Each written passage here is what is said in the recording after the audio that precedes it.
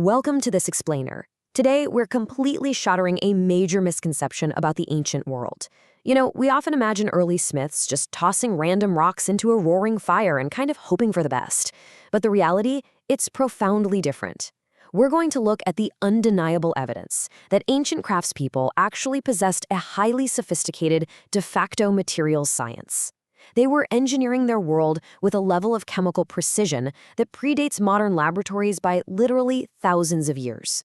Okay, let's dive right into this. How in the world did ancient civilizations engineer brilliant, flawless silver mirrors and cast colossal, super intricate bronze statues without a single modern thermometer, microscope, or chemistry lab? It's a massive technological puzzle. They obviously didn't have the periodic table hanging on the wall, but they absolutely intrinsically understood the complex behaviors of the elements they were manipulating. Well, here's the fascinating reality. To quote the research, ancient metallurgists possessed a de facto material science, transmitted through craft tradition rather than written theory. This is the whole core of what we're unpacking today. This wasn't just lucky guesswork. It was a deliberate, incredibly precise practice of chemical engineering, passed down strictly through master-apprentice relationships across generations. Section 1. High tin bronze, engineering light and sound. To really wrap our heads around this, let's look at our first major case study. Think about this as an ancient metallurgical recipe book. When you mix copper and tin, just tweaking the percentage of tin completely transforms the metal's physical properties. At 5 to 12% tin, you get the alpha phase. This is your ductile, workable bronze, perfect for weapons and tools. Push that a bit higher to 15 to 20%, you get a mix of alpha and delta phases. It gets incredibly hard but also brittle. But pushing it to 20 to 30% tin, that changes everything.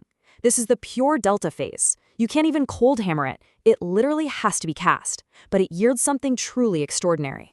That specific 20 to 30% sweet spot produces what we call speculum metal, and it is basically alchemy. When you polish a copper-tin alloy with this exact composition, it entirely loses that classic reddish-gold hue. Instead, it produces this brilliant silver-white luster that is virtually indistinguishable to the naked eye from pure silver. So just by hitting this precise chemical composition, ancient smiths entirely solved the aesthetic problem of creating flawless mirrors for the elites in Egypt, Rome, and South Asia. But it wasn't just about looking good. This recipe builds into a completely different sensory experience: sound. That precise high tin composition happens to have a really high elastic modulus. Basically, that means it vibrates with super clear, sustained, mathematically complex tones. From the dongs and drums in Vietnam to the bianzhong chimes in China and the gantha ritual bells in South Asia. Across the entire globe, completely independent of one another, ancient founders empirically zeroed in on the exact same 20 to 22% tin composition just to achieve superior acoustic resonance. That is the literal definition of applied science. Section 2. Brass, the invisible alloy. Now, making brass presented a massive, seemingly impossible physical hurdle for early metalworkers. Pure zinc has a boiling point of 907 degrees Celsius, but copper, that doesn't even melt until 1085 degrees. Do you see the problem here? If you try to melt copper to mix it with zinc, the zinc literally boils away and evaporates before the copper even starts to melt. Liquid-to-liquid mixing is physically impossible with ancient open-air furnaces. So, how on earth did they do it? Well, they invented a brilliant workaround known as the cementation process. It's honestly like a magic trick. Step 1. You pack solid pieces of copper into a crucible with charcoal and a zinc-bearing ore called calamine.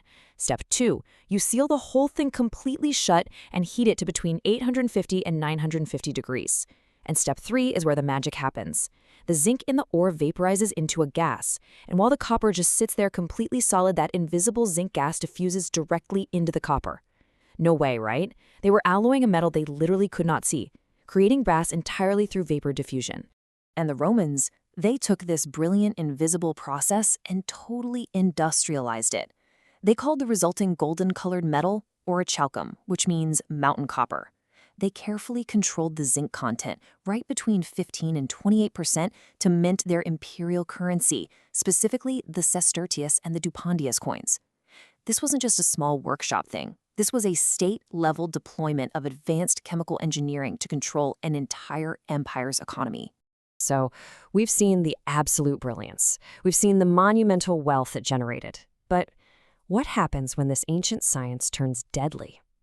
It's time we pivot from the awe of these technological achievements to the very real, very dark side of ancient manufacturing. Section 3. Toxic triumphs, antimony and lead. You see, these specific metal additives solved huge manufacturing hurdles, but they extracted a terrifying biological toll from the workers. Let's start with antimony bronze. This was heavily used in the Bronze Age Caucasus region, where tin was incredibly scarce. On the plus side, by adding antimony, smiths could replicate the superior hardness of tin bronze, hitting a Vickers hardness of 130 to 160. It even gave objects a gorgeous silvery sheen. But the cons? They were severe. The metal was extremely brittle and suffered from something called hot shortness, which basically means it would just crumble to pieces if you tried to hammer it while it was hot. And far worse, as we'll see in a second, smelting it released acutely toxic fumes. Then we have lead bronze. Here's the crucial thing about how lead interacts with copper. Unlike zinc or tin, lead actually does not dissolve into a solid solution with copper. Instead, it just sits there. It remains as discrete, microscopic, soft little drops or globules distributed throughout the metal matrix. And this single microscopic reality completely changed the ancient world. Because of those little soft globules, the Romans pumped a massive 10 to 25% lead into their bronze. Why do that? Well, first off, it dramatically improves the fluidity of the molten metal. If you want to use the lost wax method to cast a colossal, highly detailed giant statue, you absolutely need the metal to flow like water into every tiny crevice before it cools. Lead does exactly that. It also lowers the melting point, which saves precious fuel. And mechanically, those soft lead globules acted as solid, self-lubricating bearings for Roman machinery, cutting down friction and moving wheel hubs. An incredibly elegant engineering solution. But because it severely weakened the metal, you couldn't use it for swords, and the human cost of actually making the stuff was horrific. Section 4. The ancient human cost. It is absolutely essential that we slow down for a second here to recognize the actual laborers, the craftspeople, who paid the ultimate price to produce the artifacts we marvel at today.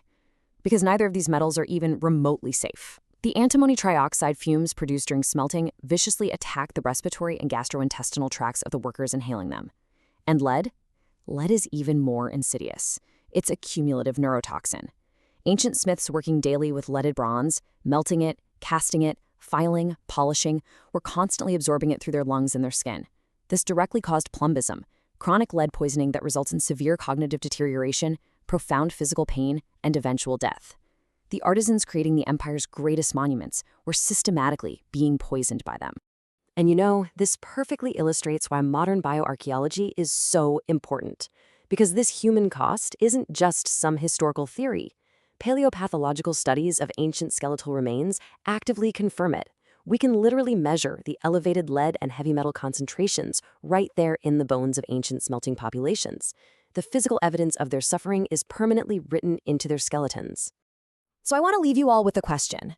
Next time you're standing behind the glass, admiring an ancient bronze masterpiece in a museum, what will you see? Will you just see the beautiful art? Or will you see the dangerous, deliberate, scientific triumph of an ancient working class? Because the artifacts they left behind are beautiful, yes, for sure, but they are also a testament to early material science and a memorial to the people who sacrificed their health to build the ancient world.